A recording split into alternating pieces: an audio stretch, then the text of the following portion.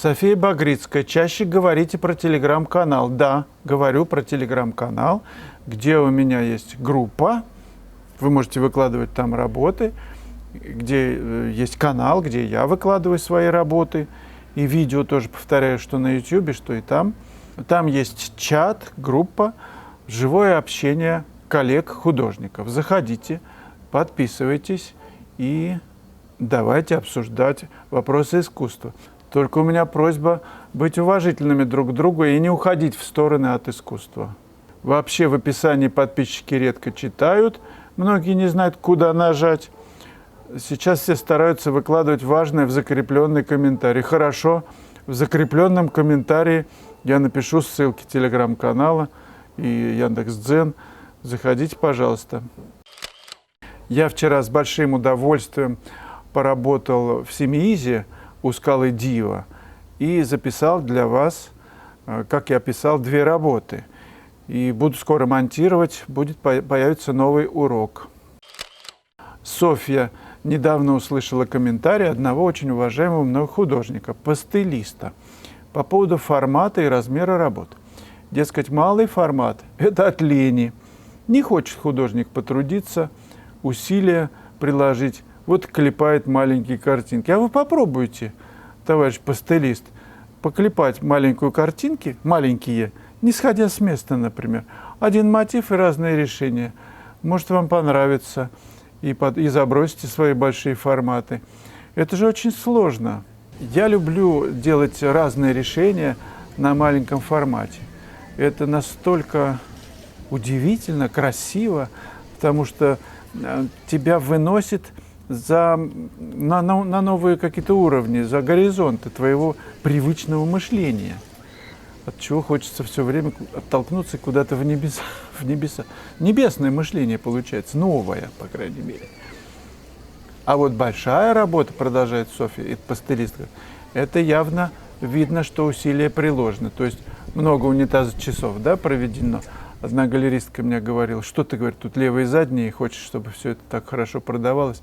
Нужно очень много попотеть, чтобы все это вот... Так, потрудился человек, и почему-то стало как-то неприятно, хотя вроде бы человек просто свое мнение высказал. А вот интересно, работа Серова, например, да? Ну, известно, Корсавина или Красавины, да, портрет. Там вообще линия. Такое ощущение, что он нарисовал вот раз, и, там 5 минут, да. А известно, что серовские рисунки, он рисовал многочасовые, он вообще долго рисовал, да. Ну, знаете, девочку с персиками рисовал, я не знаю, каждый день в течение месяца или полутора, что ли. Там персики все сгнивали по 10 раз. Так вот, он рисунок делал, нарисовал там ошибки бесконечные. Он стирал ластиком до дыр. Раз на стекло бумагу переводил, как через копирку, опять рисовал. И так несколько раз. И вот этот легкий рисунок в итоге получается, легкий, который как бы 5-минутный, а там труда на целый месяц. Вот как с этим быть? Так дальше, хотя вроде бы человек просто свое мнение высказал, возникло ощущение, что твою работу обесценили. Как вы относитесь к таким высказываниям? Да, это нормально. Ну, например, вот у меня есть знакомый, Леша Орлов такой вот, песни сочиняет, поет. Ну, его песня длится, я не знаю, минут 20, наверное, там не сколько, 100 куплетов.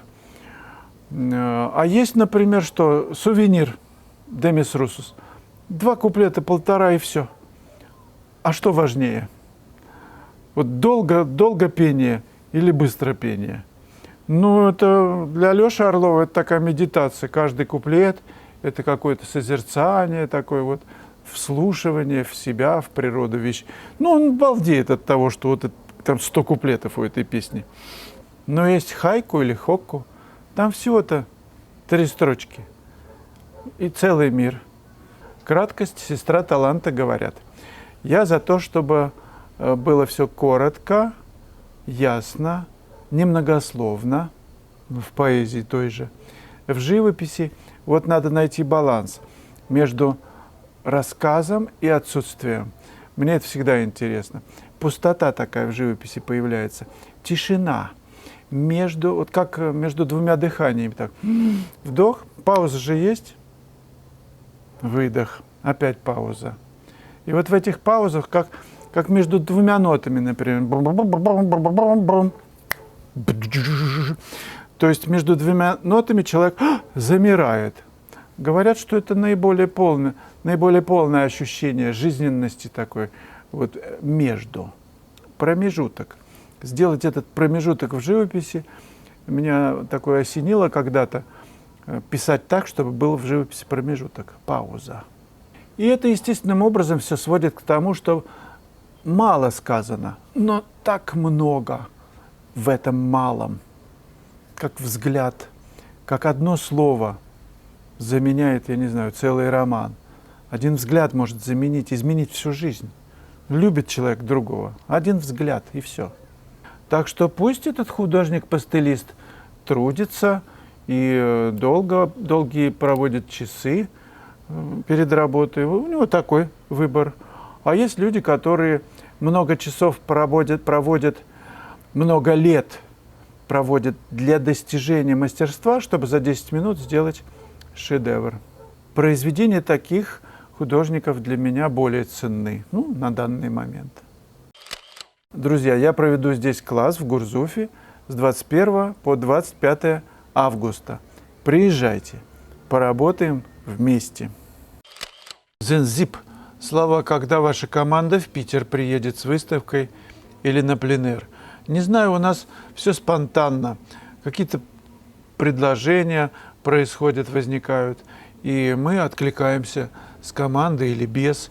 Так что, если что-то будет в Питере, такое вот, кто-то организует, я только за.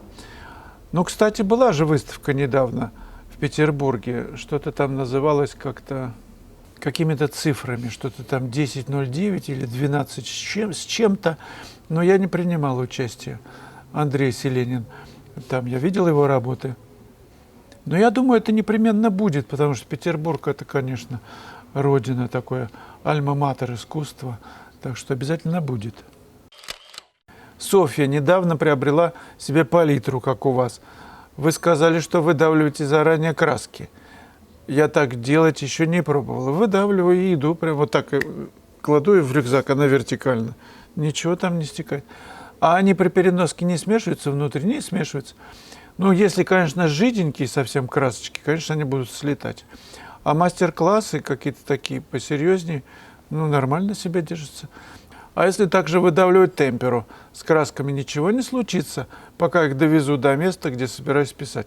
Темперу все-таки у меня тоже в кюветах, герметичная палитра, но я и ношу горизонтально. Это водяная краска, она может, конечно, там вся слететь. И ее так вот в таком виде приношу наброски, если пишу, или как-то по-другому, какие-то другие мотивы. А масляные краски чувствуют себя прекрасно. Приходишь на точку, раскладываешь палитру, и все готово. Сразу же можно писать. Пока все там будут выдавливать полчаса краски, у тебя уже сразу идет работа. Так что это, конечно, преимущество. Еще я на палитре сделал такой ободочек, из какого-то, не знаю, как это называется, такой поролончик такой тонкий, чтобы она была все-таки герметичной. И накрываю ее такой фанеркой. Тоже там поролончик этот, кромочки такие по бокам. И получается такой, все-таки подольше сохраняется краска. Так что удачи. Вы не забывайте свою работу делать. Ставьте свои отметки о присутствии на сегодняшнем разговоре. И задавайте вопросы, делитесь в сети с друзьями. Очень многих художников привлекают крыши домов для живописи. В каждом городе, конечно, есть такие места, куда хочется забраться и посмотреть на это разноцветие. Можно взять небольшой этюдник. Кстати, хорошо иметь два, по крайней мере, два. Один такой походный, а другой побольше. Я перешел на складные палитры, которые, в общем, сам сделал, сам изобрел. Так вот, налегке выбрать состояние, когда оно наиболее выразительно. И если такое место найдено, можно приходить хоть 1000 раз, и будет всегда разное небо, разные крыши, разный цвет. Одно из моих любимых мест, где я могу пописать крыши так много раз, это Гурзуф на Ленинградке. Я много раз проходил здесь, И всегда и крыши, и дальняя гора, море, и улочка, все по-разному окрашено. И мне всегда хочется поработать. Я записал видеоурок на эту тему, 34-й, крыши Гурзуфа. Как всегда, сложные отношения, как всегда мы будем их выстраивать. Один цвет и тон цепляется за другой, и мы постепенно двигаемся. Вы все видите на экране. И замесы на палитре, и мотив, и то, что происходит в холсте. Надеюсь, что этот урок еще одна капля в копилку вашего вдохновения.